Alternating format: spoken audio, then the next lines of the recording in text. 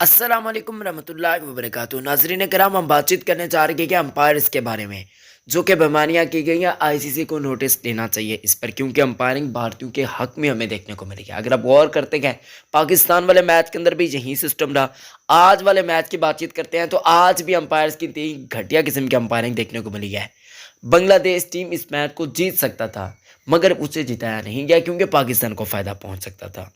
अब ये देख सकते हैं आप, पाकिस्तान के साथ भी यही मसला था, आज बांग्लादेश के साथ भी यही मसला था। आपके ख्याल में क्या पाकिस्तानियों को इजाफी बोनस पॉइंट्स मिलने चाहिए या फिर कमेंट्स में लाजमी बताइएगा, क्योंकि पाकिस्तानियों के साथ इतनी ज्यादतियां इस T20 वर्ल्ड कप के अंदर हुई हैं। पाकिस्तान की जो आजकल हालत चल रही है, फर्ज करें अगर वो वाला मैच पाकिस्तान जीत जाता, नो बॉल ना होती, तो यहाँ पर क्या पाकिस्तान के आज ये हालात होते, पाकिस्तान इस ग्रुप के अंदर टॉप कर रहा होता। अच्छा, सेकंड लास्ट ओवर की आखिरी गेंद पर हार्दिक पांड्या जब गेंद फेंक रहे थे तो साफ तौर पर वो वाइड थी, मगर अंपायर ने जल्दी जल्दी छड़ निकाली, क्या वो उसको दे दी हार्दिक पांड्या को। तो ये सिस्टम तो नहीं होता यार।